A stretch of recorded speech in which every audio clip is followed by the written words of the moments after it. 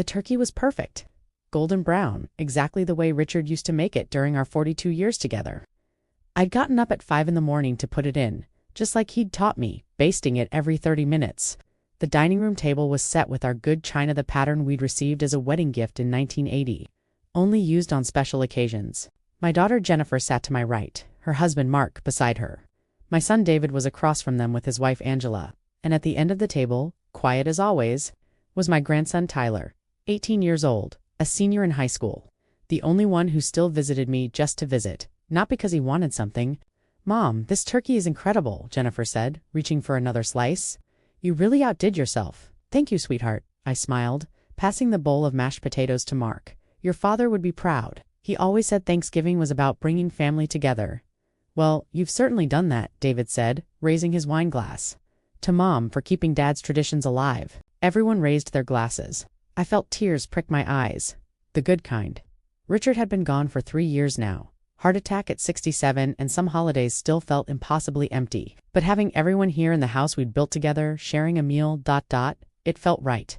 That's when my phone buzzed. I almost ignored it. We had a no phones at dinner rule that Richard had insisted on, but something made me glance down at the screen beside my plate. Unknown number. The message was short. "Don't react. They're recording everything you do. Check your smoke detectors tonight." My heart stopped. My hand froze halfway to my wine glass. For just a second, I couldn't breathe.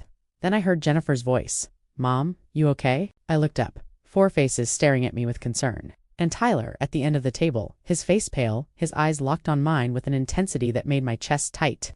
"I'm fine," I said, forcing a smile. My voice sounded normal. "Just a spam message. You know how they get worse during the holidays?" I set the phone face down and picked up my wine glass. My hand didn't shake. 43 years running a property management company teaches you how to keep your composure during crisis. "Anyway," I continued, "Mark, you were telling us about the new accounts your firm picked up."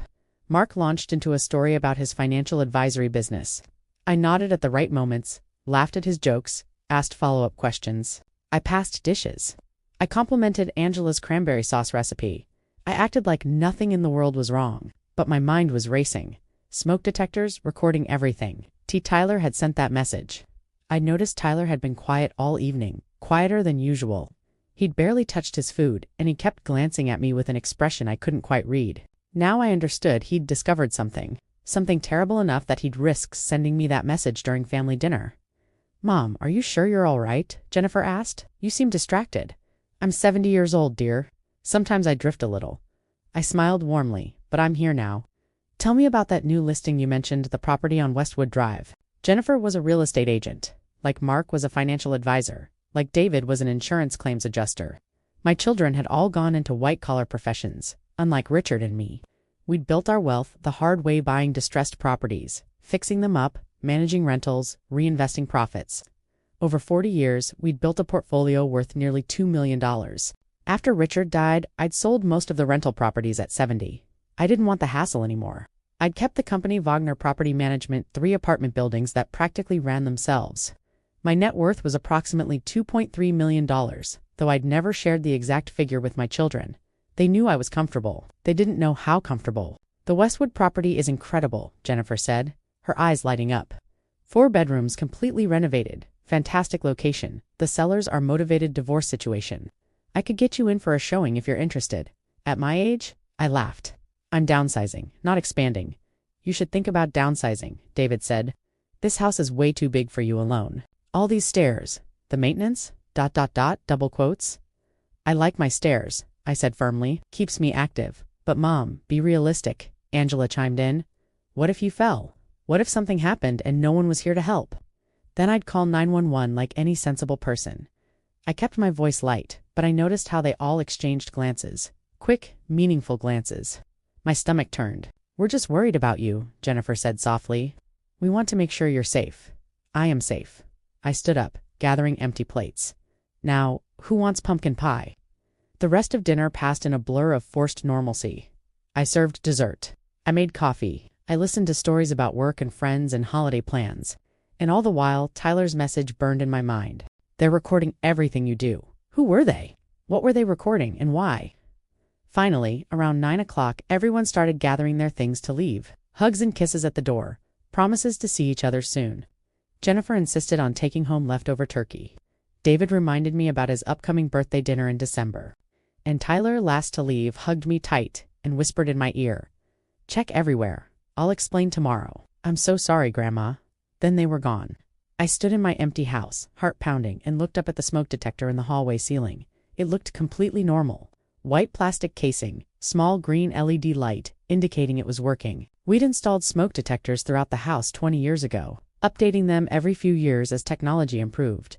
But Tyler had said to check them. I went to the garage and got Richard's ladder. My hands were shaking now that I was alone. I set up the ladder beneath the hallway detector, climbed up carefully, and unscrewed the casing. Inside, nestled beside the actual smoke detector components, was a small black device, no bigger than a USB drive. It had a tiny lens pointing down through a hole that had been drilled in the casing. A camera. Someone had put a camera inside my smoke detector. I felt dizzy, violated. My own home, the house Richard and I had built together, where we'd raised our children, where every corner held 40 years of memories, had been turned into a surveillance site. I climbed down the ladder with the detector in my hands and went to the kitchen. Under the bright lights, I examined it more carefully. The camera was professionally installed, the wiring connected to the smoke detector's power supply so it would never run out of battery. The hole for the lens was barely visible unless you knew to look for it. This wasn't amateur work. I checked every smoke detector in the house. 7 total. All 7 had cameras. Then I checked other places. The decorative clock in my bedroom camera in the back. The air vent above my bathroom mirror camera pointing down. The electrical outlet beside my bed fake outlet cover with a camera lens. By midnight, I'd found 14 cameras throughout my house. In my bedroom, in my bathroom, in my closet, in my home office where I kept all my financial records. In the living room, even one in the kitchen pointed at the spot where I usually sat to pay bills. Someone had been watching me everywhere. For how long? I sat on my bed surrounded by the cameras I'd removed and felt tears sliding down my face. Not from sadness, from rage. Pure, cold rage. Richard and I had worked for 43 years to build our life. We'd scraped and saved and invested wisely. We'd raised 2 children in this house. We'd been good parents, good neighbors, good people, and someone had violated that. Had violated me. My phone buzzed. Another message from the unknown number. "I'm parked down the street. Can I come in? I need to tell you everything. Tyler." I wiped my tears and texted back. "Come to the back door." Before we continue, please leave a comment telling us where you're watching from and subscribe to Never Too Old channel. We're creating a community of people who know that our best chapters can happen at any age. Now, back to the story. Tyler slipped in through the back door like a thief, which I suppose he was stealing information from his own parents. He looked terrified. "Grandma, I'm so sorry," he said immediately. "I should have told you sooner, but I wasn't sure. And then I was sure, but I didn't know how to sit down," I said quietly. "Tell me everything." We sat at the kitchen table. I'd made tea, more for something to do with my hands than because I wanted it. Tyler wrapped his hands around his mug and took a deep breath. "It started about 3 months ago," he said. "Mom and Dad were acting weird, having these hushed conversations that stopped whenever I came in the room. Meeting with Uncle David and Aunt Angela all the time, like, constantly. They'd go to coffee shops or take walks around the neighborhood to talk." "Okay," I said calmly. "I thought maybe they were planning a surprise for someone, your birthday, or maybe a family trip. But it kept going on and they were so secretive about it. So he looked ashamed. I looked at Dad's computer. He'd left it open one night while he was in the shower. What did you find?" "Files. Video files. Hundreds of them." "All of you," Tyler's voice cracked. "In your house? Getting dressed in your bedroom? Showering? Working in your office? Just ... living." There were folders organized by date, going back to August. 4 months of surveillance. "There was other stuff too," Tyler continued. "Documents. Legal paperwork about guardianships and conservatorships. Articles about proving mental incompetence. Notes about concerning behaviors. There was a spreadsheet tracking times when you supposedly seemed confused or forgetful." My hands tightened around my mug. "I'm not confused or forgetful." "I know, Grandma. But they were. They were building a case, making it look like you were." I watched some of the videos. They're edited. He looked sick. They take footage of you doing something totally normal and cut out the context to make it look weird. Like, there's one where you're putting groceries away and you put the milk in the cabinet and the crackers in the fridge. But I watched the original footage. You did that for about 3 seconds before you laughed at yourself and fixed it. Everyone does stuff like that. But in the edited version, you just walk away with everything in the wrong place. I thought about all the times my children had visited in recent months. Jennifer had come by in August to help install new smoke detectors. Sheedy said mine were outdated and Sheedy gotten a deal on replacements. David had replaced several electrical outlets in September, claiming they weren't up to code. Angela had gifted me a beautiful decorative clock in July for my birthday. They'd all been installing cameras. There's more, Tyler said miserably. They've been meeting with this lawyer. Uncle David's wife's brother. He specializes in elder law and conservatorships. His name's Thomas Brighton, and according to what I found, he's done this before. Helped families take control of elderly relatives' assets? Take control, I repeated. Not protect. Take control. Yeah, Tyler met my eyes. Grandma, they're planning to get emergency guardianship over you. They're going to claim you're mentally incompetent and can't manage your own affairs. They've already got documents drafted. They're waiting until after the holidays to file. Didn't want to ruin Christmas. According to one of Mom's texts to Aunt Angela, I stood up and walked to the window, looking out at the backyard Richard and I had landscaped together. The garden where we'd taught Jennifer and David to plant vegetables. The patio where we'd hosted countless family barbecues. Do they know about the cameras? I asked. Do they know you found them? No. I've been careful. I haven't said anything, haven't acted different, but I couldn't let them do this to you. Especially tonight. I saw Dad adjusting the camera in the dining room before everyone arrived, making sure it had a good angle on you during dinner. They're going to use today's footage as more evidence. That's why I sent the warning. I turned back to him. Why are they doing this, Tyler? Do they need money? He hesitated. Dad's company is in trouble. There was some insurance fraud investigation. He wasn't directly involved, but it damaged the firm's reputation. They've lost a lot of clients, and Mom and Dad's house. They refinanced it last year for some investments that didn't pan out. They're leveraged pretty heavily, and my children thought the solution was to take control of my assets. They think you're just sitting on wealth you don't need, Tyler said. I heard Mom say that to Aunt Angela. That you're 70 years old, you've lived your life, and they're struggling. She said it was unfair that you had property and investments while they were worried about making mortgage payments. Jennifer, my daughter, who I'd helped put through college, whose first car I'd bought, whose wedding I'd partially paid for because she and Mark had wanted something elaborate, and David, I asked. Same. Money problems. Plus, I think he's embarrassed. He's always talked about how you and Grandpa built wealth from nothing, how you were so successful. I think he wants to prove he's just as capable. Taking control of your assets, managing them, growing them. I think in his mind, he'd be showing he was worthy of being your son by taking everything from me, by declaring me incompetent, by stripping away my autonomy and my dignity. Tyler, I said carefully, if you help me stop this, your parents will never forgive you. You understand that? He nodded. I know. I've thought about it a lot. But Grandpa taught me something that they forgot. Integrity matters more than money. He told me that once, right before he died. He said the Wagner name stood for honesty and hard work, and I should never compromise that no matter what. I felt tears again, but I blinked them back. Your grandfather would be very proud of you. So what do we do? I sat back down and pulled a notepad toward me. First I document everything. Then I call my attorney first thing in the morning. And then ... I looked at the pile of cameras on my kitchen counter. Then we turned the tables. What do you mean? They've been recording me for months, building a false narrative about my competence? I smiled, but it wasn't a warm smile. It was the smile I used to wear when negotiating with difficult tenants or navigating complicated real estate deals. Richard used to call it my Ice Queen smile. Time for me to do some recording of my own. Friday morning, 9 a.m. I sat in the office of Patricia Morrison, attorney at law. I'd called her at 7:30, and she'd cleared her schedule when I explained briefly what I needed to discuss. Patricia was 62, sharp as a blade, with 30 years of experience in elder law, estate planning, and family disputes. I'd used her services for years to handle my business affairs. She'd never failed me. Margaret, she said after I'd finished explaining everything, this is one of the most calculated cases of elder abuse I've encountered in my career, and I've seen some horrific situations. Can they actually do this? I asked. Can they really get guardianship? They can try. Patricia pulled out a legal pad and started making notes. Emergency guardianship petitions are designed for situations where someone is in immediate danger due to mental incapacity, but they require substantial evidence. The problem is, edited videos showing apparent confusion, combined with testimony from multiple family members, can be compelling to a judge, especially if there's no one to contradict their narrative. But there is someone, I said. Tyler, and the videos are fabricated. Exactly. We prove the videos are edited, we demonstrate your competence, and we expose the conspiracy. Then we go on the offensive. Patricia's expression was grim. Margaret, what they're doing isn't just unethical, it's criminal. Elder abuse, fraud, illegal surveillance, conspiracy to commit fraud.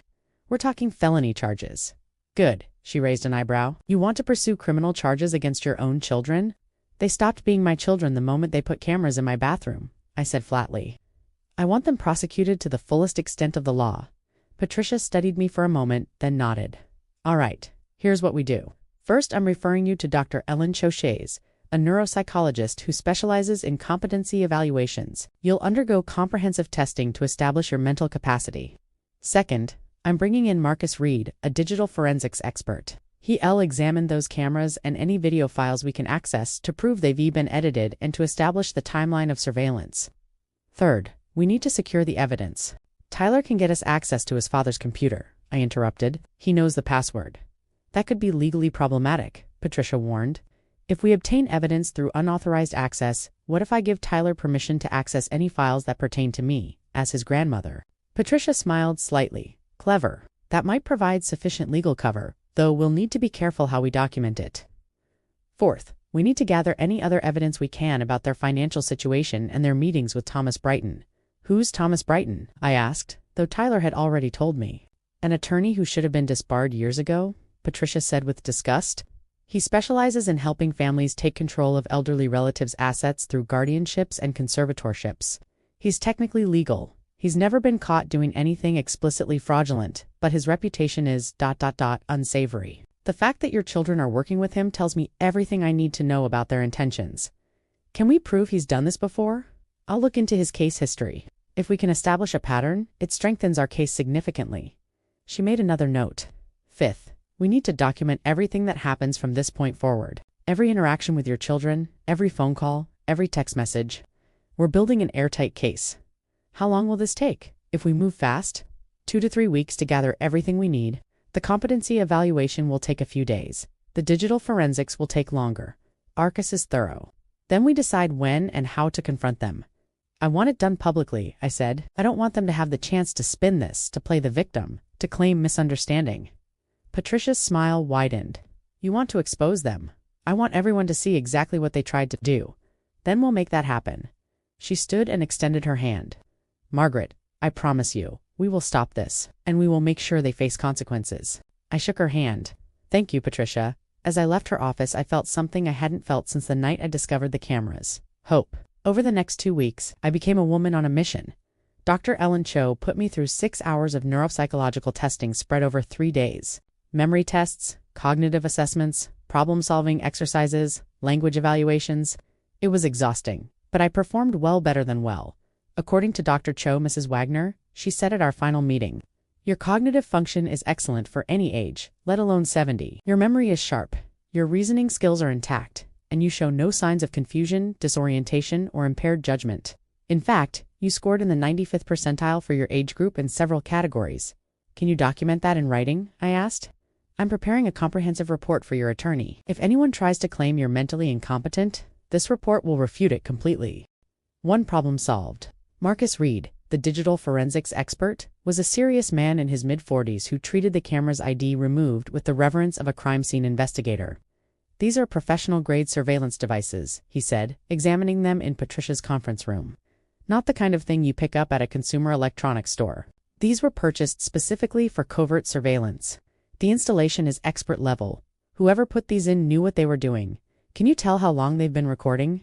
I'll need to access the storage location for the footage. But based on the models and the setup, these have internal storage plus wireless transmission capability. They've been sending footage to a remote server, likely cloud storage. He looked up at me. Your children could have been watching you in real time from their phones. The violation washed over me again. Every moment of my life for 4 months, watched and recorded. Can you prove the videos were edited? I asked. If I can access the original files? Yes. Digital editing leaves traces, metadata, timestamp inconsistencies. File modification dates. I can demonstrate exactly what was changed and when. Tyler was able to help with that. Over Thanksgiving weekend, while his parents were out, he copied everything from his father's computer onto an external hard drive. Financial records, video files, meeting notes, text message screenshots, everything. He brought it to Patricia's office on Monday, pale and shaking. If they find out I did this, he said, they'll kill me. They won't find out, Patricia assured him. And Tyler, what you're doing is incredibly brave. You're protecting your grandmother from people who are trying to exploit her. Marcus took the hard drive and disappeared into his computer lab. 3 days later, he called us in to show us what he'd found. "It's worse than we thought," he said, pulling up files on his computer screen. Not only did they edit videos to make Mrs. Wagner appear confused, but they manipulated timestamps to make it look like the incidents happened more frequently than they did. And look at this. He showed us a spreadsheet titled Concerning Behaviors Log. Date: August 15th. Behavior: repeated same story twice in one conversation. Context: none observed natural memory decline. Date: August 22nd. Behavior: couldn't remember nephew's wife's name. Context: significant memory degradation. Date: September 3rd. Behavior: put mail in refrigerator. Context: spatial confusion worsening. There were dozens of entries, each carefully documenting supposed signs of mental decline. Except when Marcus pulled up the corresponding video footage, the true context was clear. August 15th, I'd been telling Jennifer a story about Richard, got a phone call in the middle, and then finished the story after the call ended. Perfectly normal. August 22nd, ID hesitated for 2 seconds trying to remember David S.'s wife's brother named Thomas Brighton, who I'd never actually met before, saying your attorney friend. Not exactly evidence of cognitive decline. September 3rd, ID picked up the mail with a carton of milk I was bringing in from the car. Set the mail down on the counter and put the milk in the fridge. The mail in refrigerator incident never happened. They fabricated evidence, Marcus said. They took normal behaviors, stripped the context, and created a false narrative of decline. This isn't just editing for emphasis, this is manufacturing fraud. Can you testify to that in court? Patricia asked. Absolutely. I can provide a detailed forensic report showing exactly how and when these files were manipulated. This is damning evidence. Patricia pulled out her own documents. I did some digging into Thomas Brighton's history. In the past 5 years, he's represented families in 9 guardianship cases involving elderly relatives with substantial assets. In 8 of those 9 cases, the guardianship was granted, assets were liquidated or transferred, and within a year, the elderly person either died or was placed in a nursing home.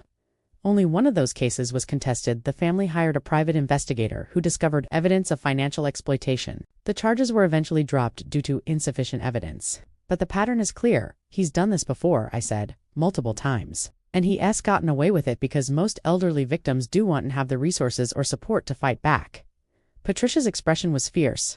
You do. We're going to stop him, and we're going to stop your children. I thought about those 8 other elderly people, someone's mother or father, or grandmother, or grandfather, people who'd worked their whole lives, who'd built something, who deserved dignity and autonomy in their final years, and they'd been stripped of everything by their own families, with Thomas Brighton's expert assistance. I want him disbarred, I said. I want him to never be able to do this to anyone else. We'll file a complaint with the State Bar Association as soon as we have our evidence compiled. Patricia promised now. Let's talk about timing. Over the next week, we finalized our strategy. Patricia prepared criminal complaints to be filed with the police. Marcus completed his forensic report. Dr. Cho finished her competency evaluation. And I hired a private investigator named Sarah Chen to document my children's meetings with Thomas Brighton and to dig into their financial situations. Sarah was efficient and thorough. Within 3 days, she'd obtained documentation showing that Mark and Jennifer's house was 3 months behind on mortgage payments. David and Angela's company was facing bankruptcy, and all 4 of them had met with Thomas Brighton at least 6 times in the past 2 months, including a meeting just 2 days after Thanksgiving. They're accelerating their timeline, Patricia said when she saw Sarah's report. After Thanksgiving, they probably felt confident they had enough footage to support their guardianship petition. When do we confront them? I asked. Patricia smiled. What's your company's annual holiday party? December 15th. It's at the Riverside Hotel, about 200 people, employees, clients, business partners. I understood immediately. You want to do it there? You're a prominent business owner in this community. Your reputation matters. When we expose what your children tried to do, we do it in a way that makes it impossible for them to hide or spin the narrative. We show the business community exactly who they are. They'll be there, I said. Jennifer and Mark always come. David and Angela too. They use it for networking. Perfect. We'll have the video evidence ready to present. We'll have police standing by. We'll have reporters. Sarah has contacts at the local paper and television stations who would be very interested in this story. I thought about it. The Wagner Property Management Holiday Party was a major event. I'd been hosting it for 25 years. It was a celebration of another successful year. A thank you to the employees and partners who made the business possible, and a chance to strengthen relationships with clients and colleagues. This year, it would be something else, a public reckoning. Let's do it, I said. The hardest part of the next 2 weeks was pretending everything was normal. Jennifer called me 3 times wanting to check in and see how I was doing. Each time I could picture her watching the call later on video, analyzing my speech patterns and looking for signs of decline. "I'm fine, sweetheart," I told her. "Just staying busy with the holiday party planning." "Are you sure you're up for hosting that?" she asked with false concern. "It's a lot of work. Maybe you should scale it back this year, or let your assistant handle more of it." "I've hosted this party for 25 years, I said cheerfully. "I think I can manage one more. If you're sure, Mark and I will be there, of course." "We're looking forward to it."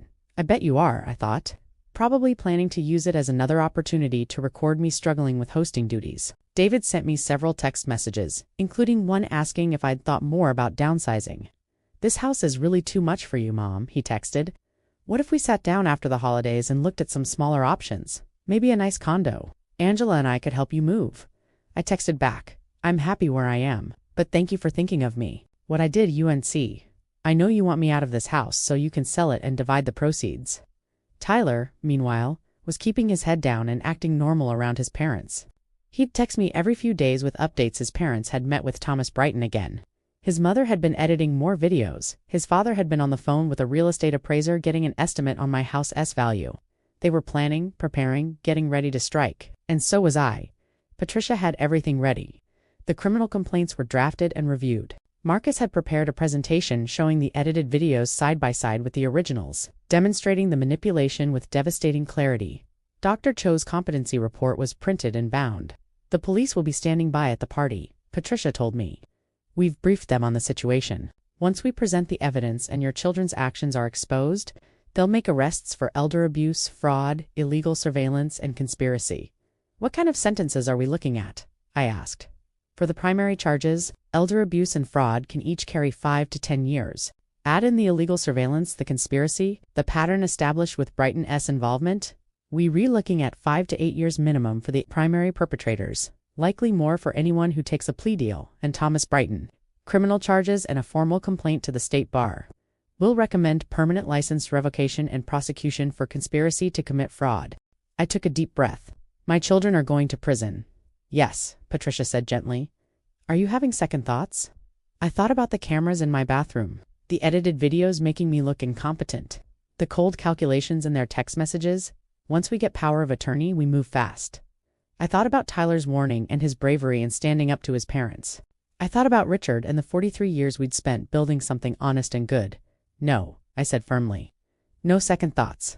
December 15th arrived with clear skies and cold air.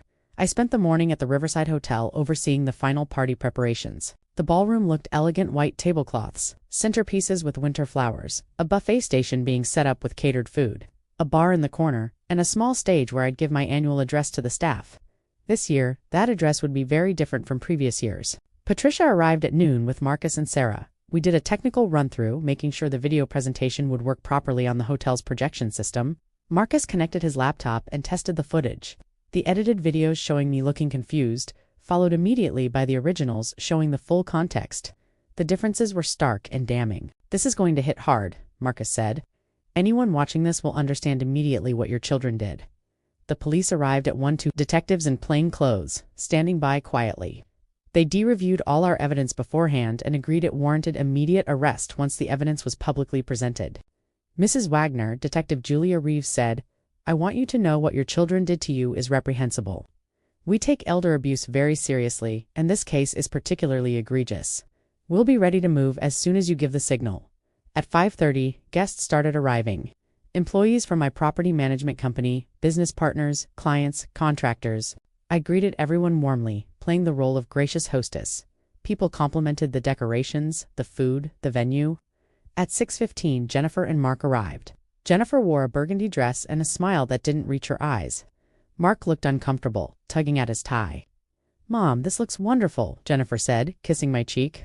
I wondered if she knew about the cameras I'd removed, if she'd checked the hidden monitoring app on her phone and realized the feeds were dead.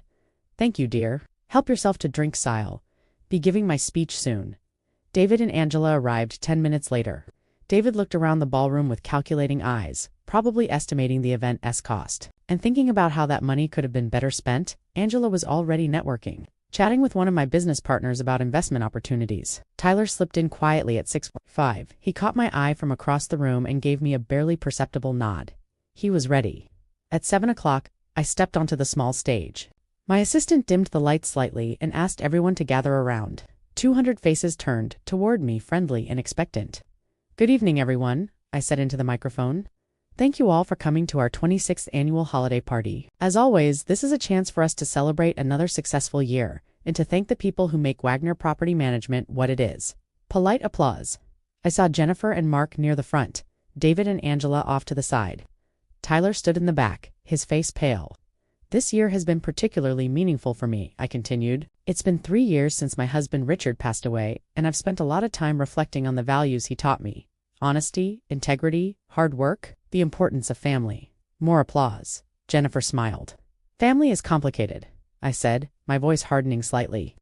"Sometimes the people we trust most are the ones who betray us. Sometimes the people who should protect us are the ones who try to exploit us." The room had gone very quiet. 4 months ago, I said, someone installed 14 hidden cameras throughout my home. In my bedroom, in my closet, in my office. These cameras recorded my every move 24 hours a day, for months. Gasps rippled through the crowd. I saw Jennifer's face go white. Mark grabbed her arm. David took a step backward, his expression panicked. The footage from these cameras was edited to make me appear mentally incompetent. Normal behaviors were stripped of context and presented as evidence of cognitive decline. This fabricated evidence was being compiled to support an emergency guardianship petition, legal maneuver that would have stripped me of my autonomy and given control of my assets to the people who were surveilling me. The gasps turned to shocked murmurs. People were looking around, trying to figure out what was happening. "Those people were my children," I said clearly. "Jennifer Wagner Phillips and her husband Mark Phillips. David Wagner and his wife Angela Wagner, with the assistance of attorney Thomas Brighton. They conspired to take control of my life and my assets through fraud and deception." "Mom, that's not..." Jennifer started, but her voice was drowned out by the crowd's reaction. I nodded to Marcus, who was standing by the laptop. The projector screen behind me lit up. "I'd like to show you the evidence," I said. The video started. First, the edited version of me putting groceries away, placing milk in the cabinet and crackers in the fridge, then walking away. It looked bizarre and concerning. Then the original footage, me doing the same action for 3 seconds, laughing at myself, immediately fixing it, and then correctly putting everything away. "This is what they wanted people to see," I said, pointing to the edited version. "And this is the truth." More videos played. Each one showed the edited version first, followed by the original. Me supposedly forgetting a conversation I'd just had, actually getting interrupted by a phone call mid-conversation. Me supposedly unable to find my keys, actually finding them immediately after checking to places. Me supposedly confused about what day it was, actually making a joke about how fast the week had gone by. The manipulation was obvious and damning. "My children installed cameras in my most private spaces," I said as the videos played. "They violated my privacy, manufactured false evidence of mental incompetence, and planned to use that evidence to take control of my life. They did this not out of concern for my well-being, but because they needed money and saw me as an easy target." The room was completely silent now, except for the audio from the videos. Everyone was watching the screen, horror and disgust on their faces. They were working with an attorney named Thomas Brighton, who has done this before to other families. This is his specialty, helping adult children strip their elderly parents of autonomy and assets through legal manipulation. My children are not his first victims, but if I have anything to say about it, they will be his last. I nodded to Marcus again, and the presentation ended. The lights came back up. Jennifer was crying. Mark looked like he might throw up. David had his phone out, probably calling Thomas Brighton. Angela was trying to push toward the exit. "There are detectives here tonight," I said. "They've reviewed all the evidence, the cameras, the edited videos, the financial records, the meeting notes, everything. Warrants have been issued." Detective Reeves and her partner moved forward, badges visible. 2 uniformed officers appeared at the exits. "Jennifer Wagner Phillips, Mark Phillips, David Wagner, Angela Wagner," Detective Reeves said, her voice carrying through the silent ballroom. "You're under arrest for elder abuse, fraud, illegal surveillance, and conspiracy to commit fraud." It happened fast. The handcuffs, the reading of rights, Jennifer sobbing, insisting it was all a misunderstanding. David angry, threatening to sue everyone. Mark silent and shaking. Angela swearing and fighting against the officers until they threatened to add resisting arrest to her charges, and then they were gone, escorted out through a side door to avoid the reporters who'd been tipped off and were already gathering outside. I stood on the stage and looked at my employees, my business partners, my friends, all of them staring at me with shock and sympathy. "I'm sorry you had to witness that," I said quietly, "but I wanted you to understand what happened. My children tried to destroy my reputation, claim I was incompetent, and take everything I'd built. They thought I was weak. They thought I'd be an easy victim. I straightened my shoulders. They were wrong. And I want everyone in this room to understand something. We are never too old to fight back. We are never too powerless to demand justice. And we should never, ever tolerate betrayal from anyone, family or otherwise. For a moment, no one moved. Then someone in the back started clapping, then someone else. Then the whole room erupted in applause. Tyler pushed through the crowd to the stage, tears streaming down his face. I stepped down and pulled him into a hug. "I'm sorry, Grandma," he whispered. "I'm so sorry they did that to you. You saved me," I said.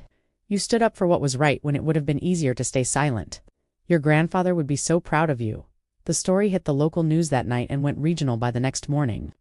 "Elderly business owner exposes children's surveillance plot," read the headlines. The video footage carefully edited to remove the most private violations, but still, showing the manipulation went viral. Thomas Brighton was arrested at his office 2 days later. Searches of his files revealed evidence of similar schemes in at least 6 other cases. The State Bar Association launched a formal investigation. His law license was suspended, pending the outcome of criminal charges. My children's arrests were just the beginning. Jennifer and Mark were charged with elder abuse in the first degree, fraud, illegal surveillance, and conspiracy. Because of the cameras in my bathroom and bedroom, additional charges of voyeurism were added. Mark, as a licensed financial advisor, also faced professional misconduct charges that would result in the revocation of his credentials. David and Angela faced similar charges, with additional counts related to the insurance fraud expertise David had used to help structure the conspiracy. His employer, one of the largest insurance companies in the region, terminated him immediately for cause, meaning no severance and no unemployment benefits. Their first court appearances were grim. Jennifer pleaded not guilty, crying and insisting she'd been trying to help me. David maintained stony silence. Mark and Angela both looked defeated. The prosecutors, bolstered by our overwhelming evidence, were aggressive. This wasn't a case they were willing to plea down. Elder abuse with this level of calculation and premeditation deserved serious consequences. Patricia handled everything with ruthless efficiency. She filed civil suits on my behalf for invasion of privacy, intentional infliction of emotional distress, and fraud. She sought damages in excess of $500,000 from each couple, ensuring that even if they avoided maximum prison sentences, they'd be financially destroyed. The competency evaluation from Dr. Cho was submitted to the court and became part of the public record. Her report was scathing in its assessment of my children's claims. "Mrs. Wagner shows no signs of cognitive impairment, confusion, or diminished capacity," Dr. Cho wrote. "Her mental functioning is excellent for any age. The suggestion that she requires guardianship or conservatorship is not only unsupported by evidence, it is contradicted by comprehensive testing showing intact memory, reasoning, and judgment." The videos presented as evidence of decline appear to have been deliberately manipulated to create a false narrative.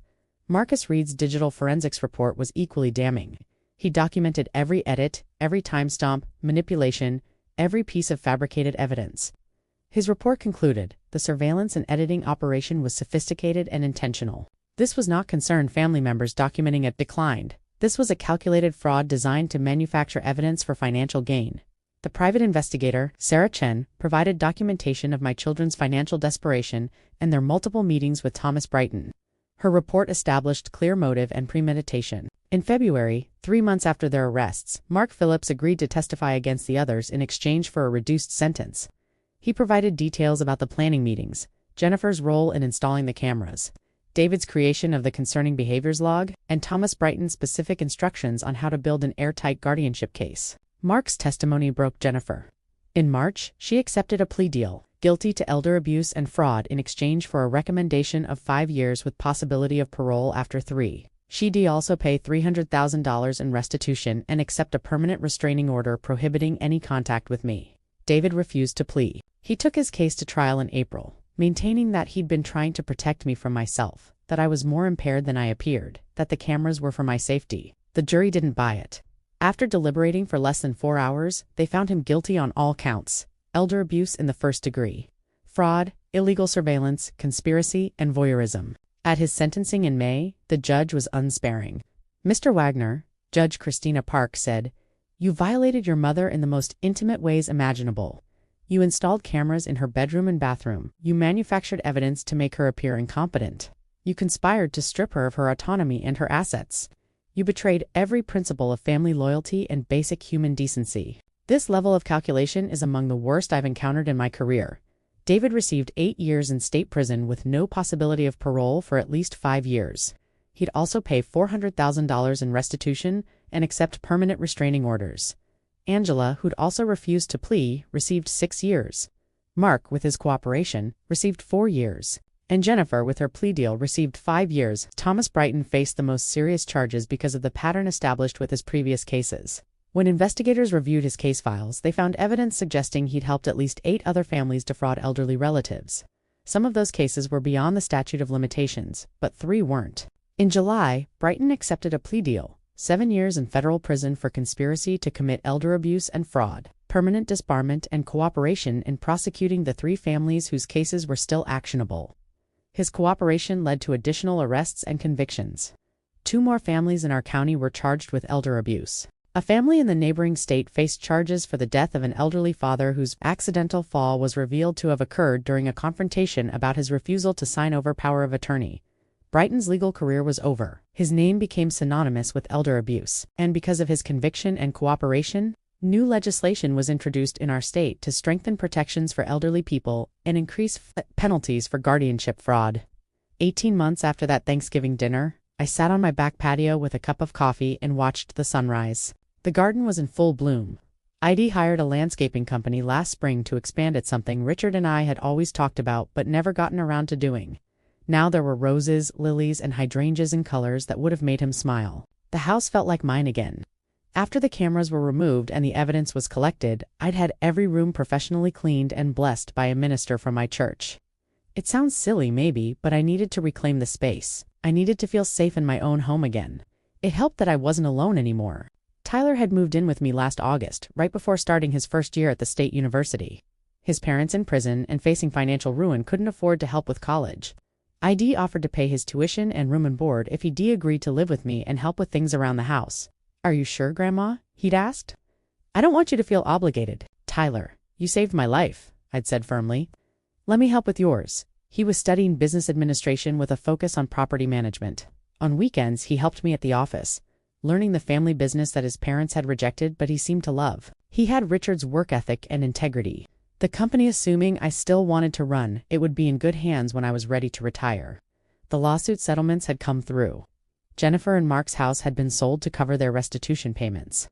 David and Angela had declared bankruptcy, but the court had seized their remaining assets anyway. I'd received the $500,000 in damages I'd sued for, plus coverage of all legal fees and related costs. I'd donated most of that money to organizations that supported elder abuse victims. I didn't need Etsy, I had more than enough. But other people who'd been victimized by their families didn't have the resources I had. If my case could help prevent even one other elderly person from going through what I had, it would be worth it. The business was thriving. After the public exposure of what my children had tried to do, I'd received an outpouring of support from the community. Several new clients had approached me about managing their properties. My employees, who'd witnessed the entire confrontation at the holiday party, were fiercely loyal, and I'd been invited to speak at conferences about elder abuse, sharing my story and encouraging other elderly people to fight back against exploitation. Patricia came with me sometimes, explaining the legal aspects. Tyler came once and talked about the importance of younger people standing up for their elderly relatives. We were making a difference. Small, maybe, but real. I heard footsteps on the patio and looked up to see Tyler, still in his pajamas, carrying his own cup of coffee. "Morning, Grandma," he said, sitting in the chair next to mine. "You're up early. Couldn't sleep. Too much on my mind." "Good things or bad things?" "Good things," I said honestly. "I was thinking about your grandfather, wishing he could see how you turned out." Tyler smiled. "I think about him a lot too, especially when I'm at the office. I found one of his old notebooks in the filing cabinet last week, full of notes about property values and tenant issues and renovation ideas. His handwriting looked like yours." "He'd be proud of you," I said. "You know that, right?" "He'd be so proud. Do you think... ... double quotes. Tyler hesitated. "Do you think he'd be disappointed in Mom and Uncle David?" I'd been asked that question before, by Tyler and by myself. It was complicated. "I think he'd be heartbroken," I said finally, "but not disappointed in them as people disappointed in the choices they made. Your grandfather believed people could always choose to do the right thing, no matter how difficult circumstances got. Your mother and uncle had choices, and they made the wrong ones. Do you ever think about visiting them?" Tyler asked quietly. In prison? No, I said without hesitation. They made their choices and they're facing the consequences. I don't owe them forgiveness or closure or anything else. What they did to me, what they tried to do, was unforgivable. I feel guilty sometimes, Tyler admitted. Like I should feel worse about them being in prison. They're my parents. Tyler, look at me. I waited until he met my eyes. You did the right thing. You protected someone who couldn't protect herself at that moment. You showed integrity and courage. You are not responsible for your parents' imprisonment. They are. They put cameras in my bathroom. They planned to take everything from me, and they would have succeeded if not for you. He nodded, but I could see the conflict in his face. He was young. He still wanted to believe that families could heal, that people could change, that forgiveness was always possible. Maybe someday he'd learn that some betrayals are too deep to forgive. Or maybe he'd find a way to make peace with what happened that I couldn't. Either way, he'd grow into the man he was meant to be, and Richard and I would have been proud. My phone buzzed. A text from Patricia. Brighton cooperated with prosecutors in the Stevens case. Guilty verdict just came in. Another family going to prison for elder abuse. Thought you'd want to know. I showed Tyler the message. He read it and smiled grimly. That's for families now, right? Because of Brighton's testimony. For families, I confirmed. For elderly people who'll get justice, and more protections in place, so it's harder for this to happen to others. Grandpa would say, you turned something terrible into something good. Your grandfather had a gift for optimism, I said dryly. But he was right. Something good had come from this nightmare. Not enough to justify what I'd gone through, but something. We sat together in comfortable silence, watching the sun climb higher and the garden come alive with morning light. In a few hours, we'd go to the office together. Tyler had a project he was working on analyzing the profitability of potential new properties. I had meetings with contractors and a consultation with a client who was considering expanding her portfolio. Life went on, business went on, and I was still here, still strong, still in control of my own life. My children were in prison. Thomas Brighton was disbarred and imprisoned. Justice had been served, and me. I was 70 years old, running a successful business, living in the house I'd built with the man I loved, and mentoring a grandson who carried forward the values that mattered. I'd won, completely and utterly won. 3 years after the arrests, I received a letter from Jennifer. It came to my attorney's office. My children were prohibited from contacting me directly due to the restraining orders. Patricia called to tell me about it. Do you want me to read it? She asked. No, I said immediately. Shred it, Margaret. It might be an apology. I don't care. Shred it.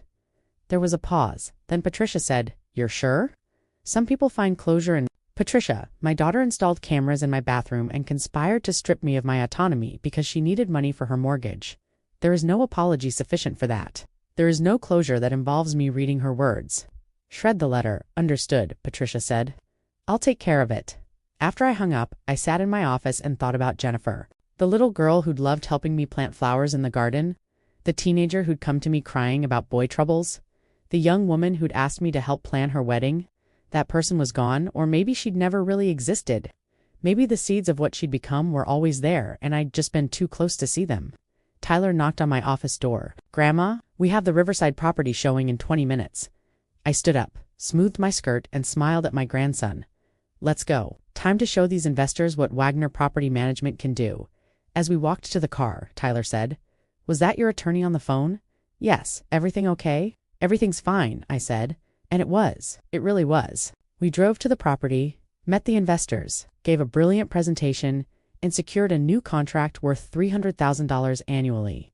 Tyler's research and analysis had been instrumental in closing the deal. On the drive back, he was practically glowing. Did you see their faces when we showed them the projected ROI? They were sold. You did excellent work, I said. Your grandfather would be impressed. I want to keep doing this, Tyler said suddenly. After graduation, I want to work at Wagner Property Management full-time. I want to help grow the company. Maybe? Someday if your Will and I could take over as CEO. I pulled the car over to the side of the road and turned to look at him. He was 21 now, mature beyond his years, with Richard's determination and work ethic written in every line of his face. Tyler, I said. That's exactly what I was hoping you'd say. His face lit up. Really? Really? I've been thinking about my succession plan. I'm 73 years old. I'm not ready to retire yet. Maybe in 5 or 10 years, but I need to know the company will be in good hands. Your hands, I won't let you down, he said intensely. I promise, Grandma. I'll honor Grandpa's legacy and everything you've built. I know you will, I said, because you already have. So, that's my story. My children thought they could exploit my age and take everything I'd built. They thought I was weak, vulnerable, easy prey. They learned the hard way that I was none of those things. They're in prison now. I'm still running my business. Tyler is building the career and life he deserves. And justice was served in just for me, but for other elderly people who were victimized by the same conspiracy. I'd love to hear what you think. Have you ever dealt with family members who tried to take advantage of an elderly relative? How did you handle it? Let me know in the comments, and subscribe for more stories like mine.